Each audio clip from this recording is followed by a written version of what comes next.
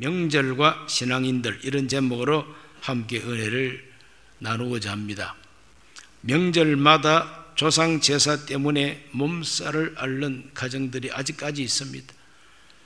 교회를 다니면서도 어떤 남자 집사님들은 아직까지 조선시대 남자가 돼가지고 그냥 제사를 그렇게 열심히 드린다고 합니다. 그 제사를 못 드리겠다고 하는 자기 아내를 구박하고 이런 사람들도 있다고 합니다. 그 사람이 진정 구원받은 사람인지 저는 의심할 수밖에 없습니다. 이 조상 제사가 어떻게 생겼는가, 그 유래를 잠깐 한번 살펴봅니다. 예수님 오시기 전 1600년 전에 중국 황하강 유역에 상나라라고 하는, 은나라라고 하는 나라가 있었습니다. 이 나라가 1046년에 망했는데 그 길고 긴 세월 이 은나라, 상나라 시대에 조갑이라고 하는 왕이 있었습니다. 성이 조씨가 아니고 그냥 조갑이라고 하는 왕입니다. 이 조갑이라는 이 왕이 자기 형님을 처리하고 쿠데타를 일으키고 자기가 왕이 됩니다. 그래서 자기가 왕이 된 바로 이 조갑 왕이라고 하는 이 왕이 평소에 이 상나라에서 제사하고 섬기는 그러한 신들이 여럿 있었습니다. 제일 먼저 황하강 강신, 요즘 말로 말하면 물신, 용왕이죠. 바다신, 황하강 강신을 섬겼습니다. 그 다음에는 산에는 산신령이 있다 하고 산신을 섬깁니다. 그리고 조상신을 섬깁니다. 마지막으로 하늘의 신, 천신, 저 하늘에도 신이 있다. 그래, 천신과 산신과 강신 다 자연신 아닙니까? 그렇죠? 그 가운데 하나 끼워 넣은 게 뭐냐 하면은 조상신입니다. 조상들이 세상을 떠나고 나면은 이 조상들의 이 홀령이 사라지지 아니하고 귀신이 된다고 하는 그런 생각을 가지고 있었던 겁니다. 고대 사회로부터. 그래서 이 조상신에게도 제사를 지내는 풍습이 상나라에 있었습니다. 그런데 이 조갑이 왕이 되면서 천신도 섬기지 마, 산신도 섬기지 마, 물신도 섬기지 마, 다 섬기지 말고 우리 상나라의 왕가의 족보에 있는 왕들과 우리의 조상들만 제사를 지내야 된다 하고 제사를 독점합니다. 천신도 제사하지 말고, 물신도 제사하지 말고, 산신도 제사하지 말고, 우리 조상신만 제사하는데 백성들로 하여금 우리 신을, 즉 우리 조상을 섬기라 한 것이 아니라 너희들은 제사 드리지 말라는 겁니다. 우리 조상들만 제사 받을 자격이 있는 조상들이다 하고 자기 조상만 숭배하고 제사하겠다고 하는 이와 같은 제사 독재를 펼쳤다고 합니다. 그 왜 그러냐? 조상이 죽고 난 다음에 신이 되면은 이 조상신들은 이 기후 변화를 관장한다는 겁니다. 그리고 땅에 농사가 잘 돼가지고 부자도 되게 할 수 있고 흉년이 들게 해서 망하게 할 수도 있는 것이 조상신이라는 겁니다. 그 다음에 병들거나 또 건강하다고 하는 이 치병, 이것도 조상신들이 병을 가져올 수도 있고 건강을 가져올 수도 있다는 겁니다. 그리고 전쟁에서 이길 수도 있고 질 수도 있는 것도 조상신들이 도와줘야 된다는 겁니다. 그렇기 때문에 이와 같은 조상신을 숭배하고 제사 지내는 게 마땅하다. 이것이 바로 상나라에서 쿠데타를 일으켰던 바로 조갑이라고 하는 사람의 생각이고 그의 왕권으로 그걸 강조했습니다. 그런데 그 상나라가 비로소 망합니다. 상나라가 망해요. 상나라가 망할 때에 왕 이름이 주입니다. 주. 그래, 주왕입니다. 이 상나라의 이 주왕이 달기라고 하는 애첩한테 빠져가지고, 달기라고 하는 애첩한테 빠져가지고 그냥 주지육림 속에서 살면서 백성들의 살림에 대해서는 신경을 쓰지 않습니다. 그러면 국민들의 원성이 막 올라옵니다. 그러다 보니까 여러 부족들이 힘을 합쳐가지고 이 상나라는 완전히 그냥 엎어버려야지, 이거 그냥 두면 안 된다. 그래서 그냥 혁명이 일어나는 겁니다. 그 혁명군의 대장이 누구냐 하면은 주나라라고 하는 그 상나라의 작은 나라, 주나라라고 하는 그 주나라의 무왕이라고 하는 사람이 혁명의 주동자가 돼가지고 상나라의 주왕을 죽입니다. 그러므로 상나라가 그때 1046년 BC 망해버립니다. 그때부터 이제 주나라가 이제 서게 됩니다. 이 주나라가 서게 되면서 주나라의 무왕이 상나라의 그 지도층들을 이제 다 죽이는 거죠. 상나라의 브레인들을 다 죽이는데 한 무리들은 죽이지 않습니다. 그 주나라 무왕이 상나라의 브레인들을 죽이는데 한 그룹은 안 죽이는데, 그 그룹이 어떤 그룹이냐 하면은 제사를 관장하는 사람들, 상나라의 제사를 관장하던 사람들, 바로 그 집단인 것입니다. 상나라의 무당들이라 할 수도 있죠. 그 상나라에서 제사 지내는 걸 관장했던 학자들입니다. 이 관리들은 그대로 받아들이고, 너희들은 이제 새로 시작하는 이 주나라의 제사 제도를 완비하라고 사명을 내려줍니다. 그래서 이 사람들이 주나라의 가장 핵심되는 그 제사 제도를 완비하고, 그 주나라를 아주 그냥 봉건 제도를 만들어 가지고 봉건제 나라를 세우는데 큰 공로를 세우게 됩니다. 봉건제가 뭐냐 하면은 왕이 자기 혈족들에게 땅을 나눠줍니다. 그리고 통치권을 나눠줍니다. 그 사람들을 제후라 그러고 일명 왕이라고 그렇게 칭해 줍니다. 분봉왕이죠. 그러니까. 그리고 자기 혈족이 아니면서 아주 충성된 신하들에게도 저 변방을 지키도록 제후의 권위를 주고, 그래서 조공을 이제 받는 겁니다. 해마다 또는 달마다 조공을 이제 받습니다. 그게 세금이나 마찬가지죠. 받고, 그리고 그 나누어 준 그 지역의 통치권은 그 제후에게 일임을 합니다. 네 마음대로 하라는 거예요. 나한테 가져올 것만 가져오고 네 마음대로 해라. 그리고 나라에 전쟁이 일어났다 그러면 이제 군대를 다 파견할 의무를 이제 준 겁니다.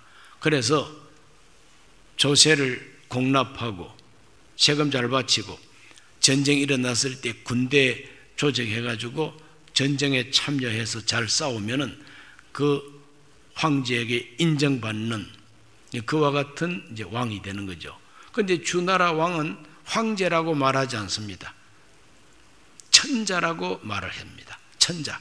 그래서 천자는 바로 하늘이 내린 왕이다 이 말입니다.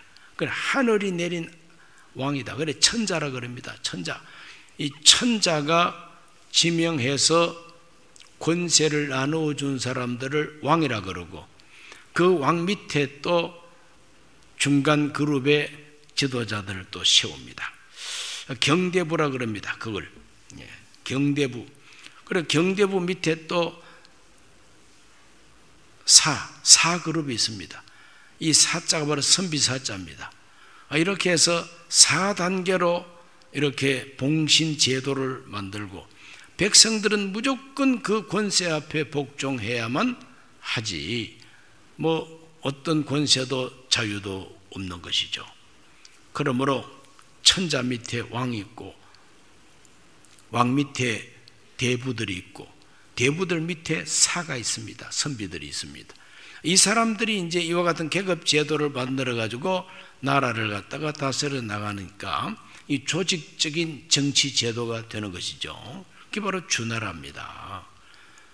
종법 제도라고 하는 걸 만들었습니다. 이 종법 제도가 무엇이냐면은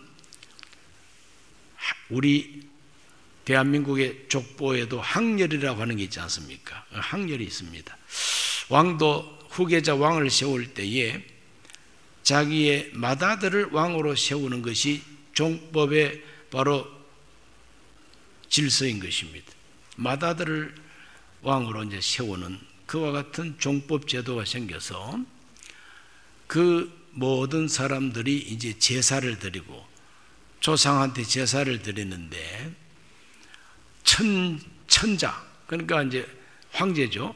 천자가 드리는 바로 이 제사는 대종제사라 그럽니다. 대종제사는 무한대로 제사를 드려요. 무한대로. 그 다음에는 이제 왕들이 제사를 할 때는 4대까지만 제사하게 합니다. 4대까지만. 경대부로 내려가면 2대까지만 제사하게 합니다. 저 말단 그 사그룹에서는 자기 친부모한테만 제사하고 서민들 일반 백성들은 제사도 없습니다. 제사도 없어요. 이것이 주나라의 종법 제도요 제사 제도가 됩니다. 자, 천자가 자기 땅을 나누어 줘 가지고 왕을 세우려면은 제후, 즉 제후들이 많아야 되잖아요. 그 제후들이 자기의 친족이 아닌 사람을 제후로 세우면은 구테타를 일으킬 가능성이 더 크다 이거죠. 그러므로 자기의 그 혈족을 제후로 많이 세우려면은 왕이 천자가 자식을 많이 낳아야 되잖아요. 그런데 한 여자하고만 살면은 자식을 낳더라도 한계가 있죠. 그러므로 젊은 여자들을 자꾸 데려가지고 후궁을 많이 데려가지고 왕족들을 많이 만드는 것이 바로 천자의 일입니다. 그걸 본받아서 우리 한국의 조선시대나 이 왕들도 자꾸 후궁을 많이 데려가지고 왕의 자손들을 자꾸 번성하게 이제 하는 이유가 바로 이와 같은 봉건 사회의 하나의 제도적인 장치였던 겁니다. 그러다 보니까 이제 거기에 질서를 딱 만들어 놓은 겁니다. 형제 간에도 질서가 있어요. 형제 간에도 맏아들은 바로 대종손입니다. 맏아들이 대종손이에요. 그 다음에는 둘째부터 나머지는 다 소종손입니다. 그렇기 때문에 대종 앞에는 복종해야만 되는 거예요. 그렇기 때문에 이 학렬이 높으면은 이 대종이 되면은 자기보다 나이가 한참 위에 있는 사람도 그 대종 앞에서는 복종해야 되고 존댓말을 해야 되고 이렇습니다. 이런 종법 제도를 만들고 그 사람들이 드리는 제사 제도까지 완비를 시킨 것이 바로 주나라, 즉 상나라에서 제사를 집행하고 관리하던 그 관리들을 그대로 주나라로 가져와 가지고 그런 제도를 만드는데 공로를 세우게 한 겁니다. 이것이 바로 이제 주나라의 종법 제도요. 천명 사상을 만드는. 천명이 무엇이냐? 천자는 하늘의 명을 받고 세운 왕이다 이거죠. 그래서 주나라는 전략적으로 어떤 사상을 만들어내느냐? 천명 사상. 천명, 즉 하늘이 낸 아들 천자의 명령은 하늘의 명령이라는 겁니다. 이 하늘의 명령이 왕에게 하달이 되고 왕은 또 그 밑에 있는 경대부에게 전달을 하고 경대부는 자기 밑에 있는 선비들에게 전달하고 그 사족은 그걸 가지고 또 백성들한테 또 알립니다. 만약에 천자의 명을 거역하면 그거는 바로 천명을 거역했다 그래가지고 그대로 사형에 해당하게 됩니다. 엄격하지요. 그러므로 이거 단계를 만들어 가지고 이 모든 단계에서 천자의 명령이 통하게 하는 것입니다. 절대 복종인 것입니다. 잔소리하지 마, 딴소리하지 마. 1000명 앞에 딴소리하면 그거는 이단 사설이다. 그거는 반역자입니다. 오로지 복종만 있을 뿐인 것이 바로 1000명 사상이었던 것입니다. 그래서 왕이 여러 여자들을 데리고 살면서 자기 자식을 많이 낳다 보니까 축첩제도, 첩을 두는 제도가 그때부터 생기게 되는 것이고, 족보에 기록되는 사람은 여자 이름은 하나도 없고 남자들 이름만 들어가고, 그 남자들 이름 중에서도 맏아들 이름 중심으로 이렇게 종법 제도로 내려가기 때문에 학렬이 높아야만 되고 종손이라야만 대우를 받게 되어 있는 것입니다. 이런 것 때문에 생긴 것이 바로 남존여비 사상입니다. 남자들만 존대하고 여자들은 비하하는 이와 같은 체계가 바로 주나라의 사회 제도요 체계였던 것입니다. 그런데 이제 조선시대에 들어오면은 우리 조선시대가 얼마나 그러한 중국을 숭배했는지 모릅니다. 유교의 교주가 되는 공자, 이 공자라고 하는 사람은 500년대 사람입니다. 예수님 오시기 전 479년에 사망을 하고 나이 80에 사망했다 그럽니다. 73세에 사망했다 그럽니다. 그러므로 551년인가 그때부터 태어나가지고 살았던 바로 이 공자가, 이 주나라가 벌써 BC 1050년부터 내려온 나라입니다. 이 1050년부터 내려오고 있는 한 800년 계속된 이 주나라가 최고의 그 가치와 최고로 정말 참 정리가 잘 된 조직화된 나라라고 극찬을 합니다. 공자가, 이 공자가 박수친 바로 그 나라는 주나라가 가장 정비가 잘 된 나라다. 그 주나라의 그와 같은 정치 사상과 사회 질서는 어디서부터 내려오느냐? 그건 바로 저 요순시대부터 내려오는 것이다.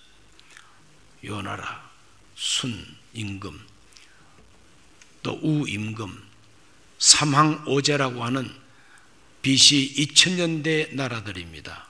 이 BC 2000년대 황하 유역에서 시작된 이 부족 국가들이 모여가지고 결국은 주나라가 돼가지고 주나라 시대에 뭔가 체계화가 되고 정비가 된 이와 같은 제도가 생겨나게 됐고, 그 주나라가 최고의 나라라는 겁니다. 그래서 우리나라가 얼마나 이 주나라를 숭상했는지 고려 말기의 유학자 정몽주는 고려 충신이라도 주나라를 사모한 나머지 이름을 몽주라고 지었어요. 꿈몽자입니다. 주나라 주자입니다. 꿈에도 소원이 주나라처럼 되는 것입니다. 정몽주입니다. 그리고 정도전이라고 조선을 세우는 공로자 정도전, 우리 서울 한양 사대문 이름까지 그분이 다 짓고 한양을 새로운 조선시대 서울로 정한 사람도 그 사람이에요. 이 사람 이름이 정도전인데 이 정도전의 뜻이 뭐냐? 도를 전파하는 사람이라는 뜻입니다. 우리 기독교로 말하면 사도입니다. 사도, 전도자. 복음의 도, 하나님의 도를 전파하는 사람이 사도 아닙니까? 그러면 정도전은 유교의 사도입니다. 대한민국에 태어난 유교의 선교사라 이 말입니다. 정도전. 얼마나 우리 조선시대가 요순시대를 사모했던지 우리가 떠받들고 있는 성웅 이순신 장군, 이순신 장군 형제가 네 분입니다. 이순신 장군은 셋째입니다. 제일 큰 형 희신이라고 이름을 지었습니다. 왜? 삼황 중에서 복희시 왕을 본따가지고 희신이라고, 신자는 신하 신자입니다. 복희의 신하라 이 말입니다. 둘째 형 이름은 요신입니다. 요순 왕의 신하라 이 말이죠. 그 다음에 이순신 장군은 왜 순신이냐면은 순임금의 신하라는 뜻입니다. 순임금. 그러니까 복희시 여왕, 그 다음에 순왕, 임금, 그 사람들을 갖다가 떠받드는 이름이 바로 이순신 장군 형제들 이름, 막내 네 번째는 우신입니다. 우임금의 신이다 이 말이죠. 자, 이와 같이 우리 조선시대는 얼마나 중국을 숭배했던지 주자라고 하는 사람이 있습니다. 이 주자라고 하는 사람은 어떤 사람이냐? AD 1130년에 출생해서 AD 1200년에 사망한 70세를 살고 죽은 남송시대 사람입니다. 이 남송시대 이 사람이 유교를 다시 자기 나름대로 재편성하고 집대성하고 그것을 학문적으로 정리하고 주나라의 제사법, 주나라의 그 종법, 주나라의 그 모든 천명사상을 이 주자라고 하는, 주희라고 하는 사람이 다시 재해석하고 정리한 겁니다. 그러므로 이 주자가 해석하는 공자의 논어맹자 해석, 주자가 말하고 있는 사서삼경의 해석, 이것이 바로 최고라는 겁니다. 우리 기독교의 사도 바울처럼 이 주자는 바로 유교의 사도 바울과 같은 사람입니다. 그러므로 이 주자가 기록한 이 책이 사도 바울의 신약 서신서들처럼 이건 완전히 하나님 말씀처럼 떠받듭니다. 이것이 우리 한국 조선시대에 들어와 가지고 백성들의 마음을 확 사로잡고 대한민국 즉 조선시대의 이 사회 조직을 완전히 주나라식 조직으로 만들어 가는 것이고, 주희가 가르친 바로 그 학문을 성리학이라 그럽니다. 주자 성리학이라 그럽니다. 이게 바로 유교의 핵심 진리들이죠. 이 주자 성리학을 반대하면 그 사람은 사문난적이다, 이단 취급을 합니다. 적들이다. 그래서 위정척사파까지 생겼어요. 조선 말에 위정척사가 뭐냐? 바로 유교의 교리들만 이거는 정통이다 이 말이죠. 나머지 모든 가르침은 오랑캐다는 겁니다. 사적인, 즉 아주 사입이다 이 말입니다. 여사스러운 것이다. 그래서 외적을 그대로 받아들이지 아니하고 쇄국 정책을 펼 수밖에 없었던 것이 바로 중국, 바로 유교의 문화와 유교의 가르침에 심취했기 때문에 이것만이 진리라고 생각하는 조선의 지식인들과 조선 관리들의 이 사상 때문에 국민들은 따라가야만 했다 이 말이에요. 결국 그것 때문에 나라가 망해버리고 맙니다. 그런데 나라는 망했어도 제사는 지냅니다. 나라가 망해도 제사는 지내고, 나라가 망하더라도 반발심을 가지고 더 열심히 유교의 가르침을 따르고 숭상하는 사람들이 지금도 많이 있습니다. 이것이 우리 조선시대 중국 숭배. 중국보다도 더 유교를 신봉하는 나라가 우리 대한민국이. 이 지구상의 공맹자의 가르침 그리고 주자학의 성리학을 그 나라의 진리로 받아들이고 다른 것은 다 배척했던 나라는 조선밖에 없어요. 중국 본토에서도 공자를 그렇게 숭상하지 않습니다. 중국 본토에서도 주자 성리학을 하나의 학문으로만 취급하지 그걸 그대로 지켜내는 그러한 시대가 없었습니다. 그래서 우리 조선시대는 바로 이 유교의 이 모든 잘못된 진리들, 이걸 참된 하나님 말씀처럼 떠받들다가 나라가 망해버리고 만 겁니다. 그 가운데 하나가 바로 제사제도인 것입니다. 제사제도. 대한민국 5000년 역사 속에 조상 제사제도는 오직 조선시대만 있었습니다. 평민들, 서민들까지 제사 지내도 좋다 하는 것은 선조 임진왜란 이후부터 생겨났습니다. 임진왜란 이후부터 생겨난 것이 바로 이 서민들도 조상 제사를 드려도 좋다, 4대조까지 해도 좋다, 이렇게 된 겁니다. 선조 왕이 임진왜란을 만난 연대가 1592년입니다. 서기 1592년. 그러므로 지금 2000년대가 됐지 않습니까? 그러면 1590년 같으면 1600년이나 마찬가지죠. 그러면 2000년 같으면 400년 아닙니까? 400년 조금 넘는 한 430년 이 정도 조상 제사 제도가 한국에 깊이 뿌리를 내리게 된 겁니다. 그러면 우리나라 역사 전체를 말하면 반만년 역사라 그러잖아요. 5000년 역사.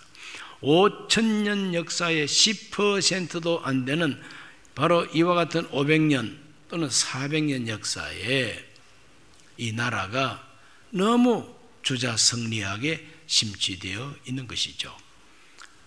조선시대가 열리기 이전에 고려시대까지만 하더라도 조상제사는 없었습니다. 하늘의 제사를 드리는 천신제사는 있었어요.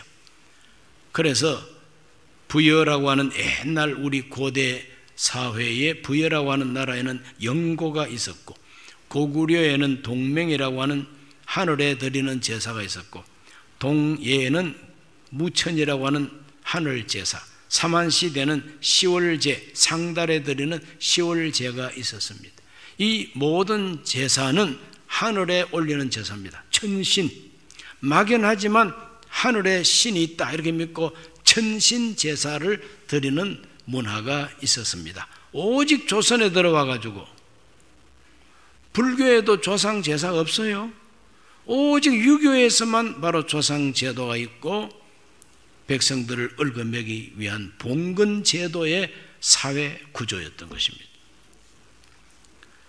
자, 이와 같이 조상 제도가 활성화된 것은 바로 성리학 때문이라고 하는 것을 우리가 알아야 되고, 내일이 바로 추석인데 이 추석이라고 하는 이 말은 가을 저녁이라는 뜻이죠.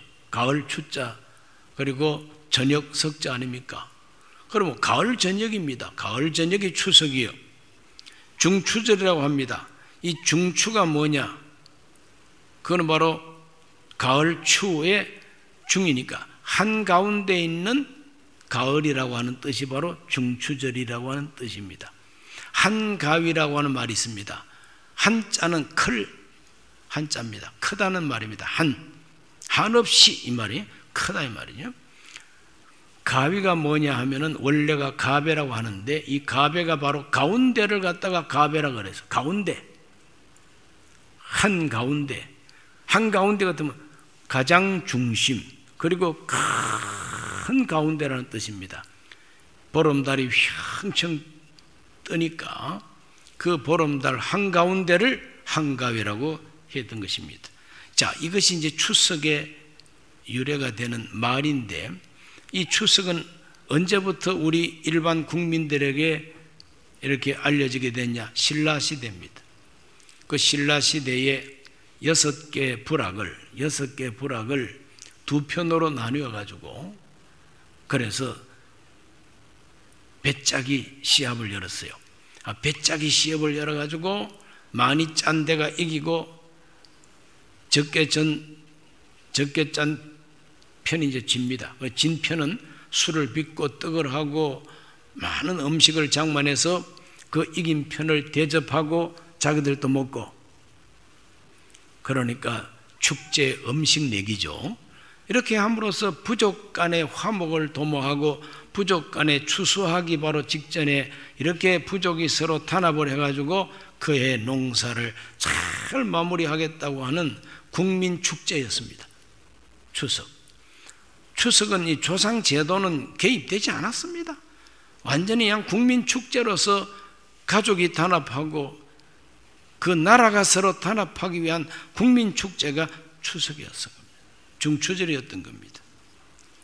좋은 전통이죠. 좋은 명절입니다. 명절 같은 명절이 바로 추석이죠. 자, 우리 신앙인들은 이와 같은 명절을 맞이했을 때에 어떻게 이해하고 수용해야 되느냐? 오늘 읽은 이 본문의 말씀 보면 예수님도 유대인의 명절 때에 명절 지키려고 예루살렘 올라가셨어요. 예수님도 유대인 아닙니까? 이스라엘 사람. 이스라엘의 명절을 지키려고 예루살렘에 올라갔지만은 유대인들이 지키는 것처럼 명절을 지키지 않았습니다. 예수님은 그 명절에 올라가서 예수님은 말씀을 가지고 그 초막절이라고 하는 유대인 명절의 핵심 진리를 백성들한테 가르쳐주고, 그 핵심 진리가 바로 나로부터 나온다고 하는 걸 말씀을 하십니다.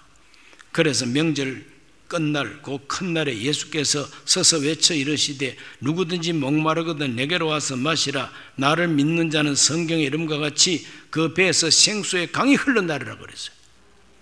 그러므로 예수님은 명절에 올라가셔가지고 진리를 선포하시는 것이고, 명절의 핵심적인 의미를 백성들한테 알리고, 명절의 핵심적인 진리를 백성들한테 나누어 주시는 이런 행동이 바로 예수님의 행동이었던 것처럼 오늘 저와 여러분 신앙인들도 예수님을 본받아서 어떤 명절이든지 우리 한국 전통 명절이 다가오면 그 명절의 핵심적인 의미부터 우리는 파헤쳐야 되는 거죠. 추석 명절의 핵심이 뭡니까? 그거는 조상 제도가 아닙니다. 그거는 1500년대 생긴 거예요. 1600년대부터 생긴 거예요. 400년밖에 안 됩니다. 역사가 5000년 역사 속에 조상 제도는 400년 역사밖에 없어요.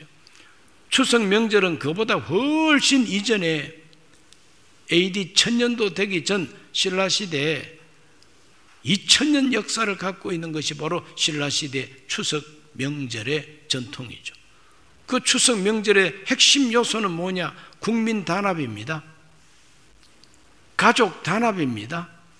음식을 장만해서 서로 나누어 먹고 춤추고 노래하고 즐기는 것이 바로 추석이었거든요. 바로 그 깊은 뜻은 뭐냐? 서로 화목하고 단합하고 힘을 모아서 이번 가을에 저 들녘에 익어가는 저 곡식을 우리 모두가 서로 힘을 합해서 잘 거두어 드리자. 그걸 위해서 미리 모여가지고 단합하고 화목하고 축제를 연 것이 추석이라. 그러므로 이와 같은 역사 속에 있는 의미를 우리가 복음적으로 탁 받아들여 가지고, 그러므로 조상 제도는 저리 가라고, 우리 모두는 하나다, 우리 모두는 화목하고 화합해야 된다. 이래서 서로 음식을 나누기도 하고 선물을 나누기도 하고 하면서 서로가 화목하고 마음을 통하고 힘을 합하고 이와 같은 의미를 살려나가야 명절을 바로 맞이하는 신앙인의 자세라 이 말입니다. 이해가 되셨으면 아멘 합시다. 그러면 이제 조상 제도로 이제 넘어오면은, 조상 제사로 넘어오면은 이제 유교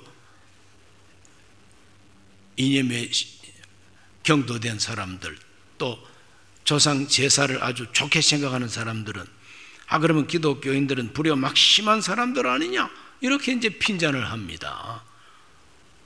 그러나 부모 효도는 유교보다 기독교가 훨씬 먼저 또 앞서 있다는 것을 우리가 알아야 됩니다.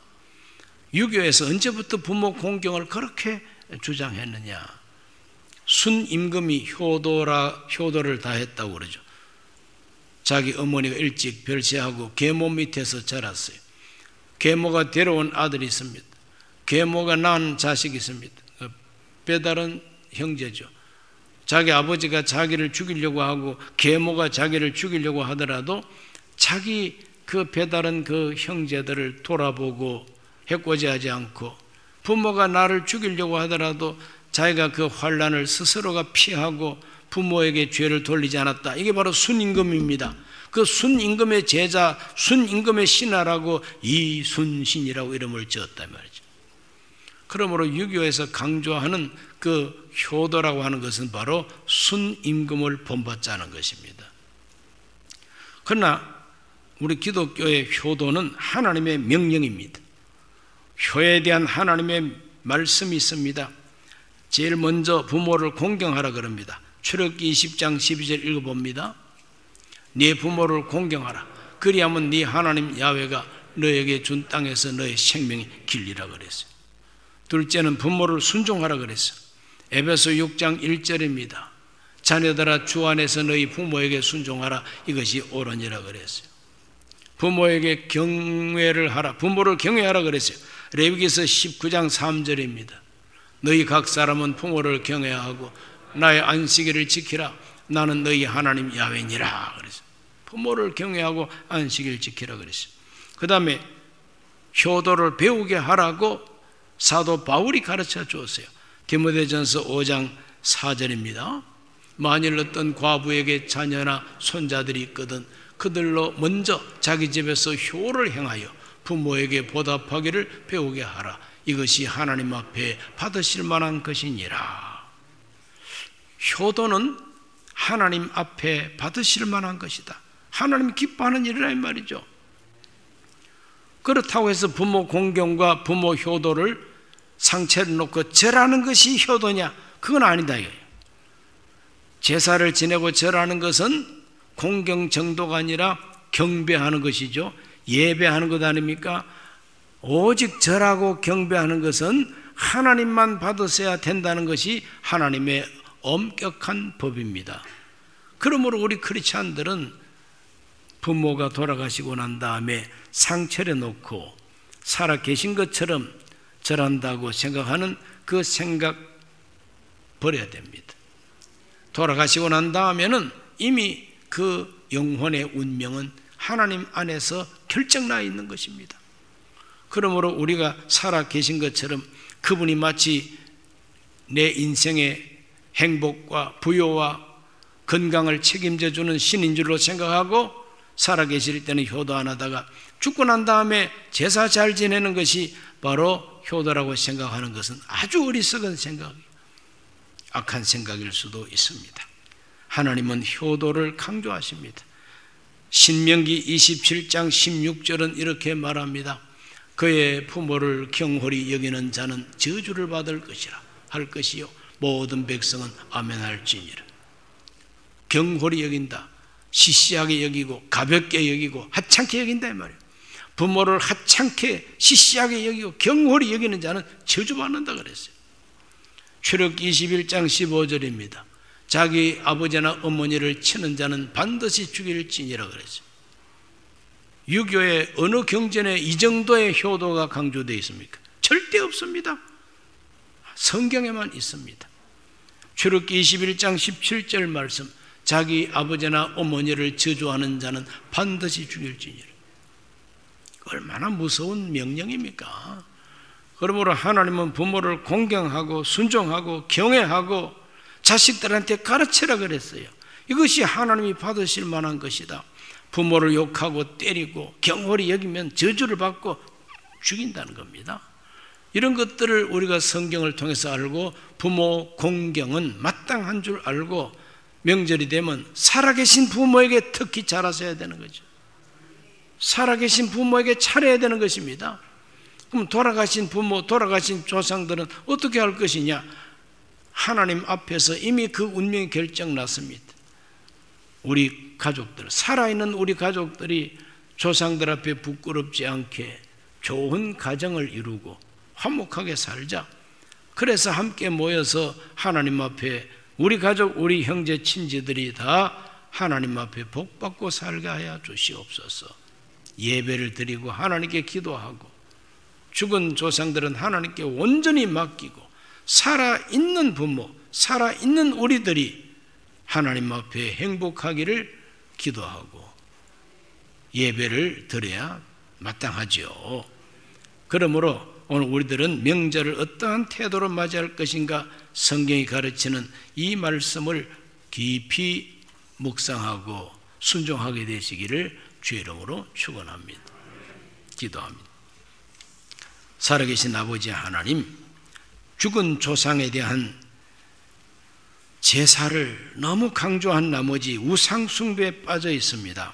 하나님 여기에서 해방되게 하여 주옵시고 5,000년 이 나라 역사 속에 400년 역사밖에 되지 아니하는 이 일반적인 이 조상 제도 속에 갇혀 있지 말게 하여 주옵시고, 하나님의 말씀을 따라 효를 다할 수 있도록 도와 주옵시며, 온 가족이 모여 예배를 드림으로 제사를 대신하게 하여 주시옵소서.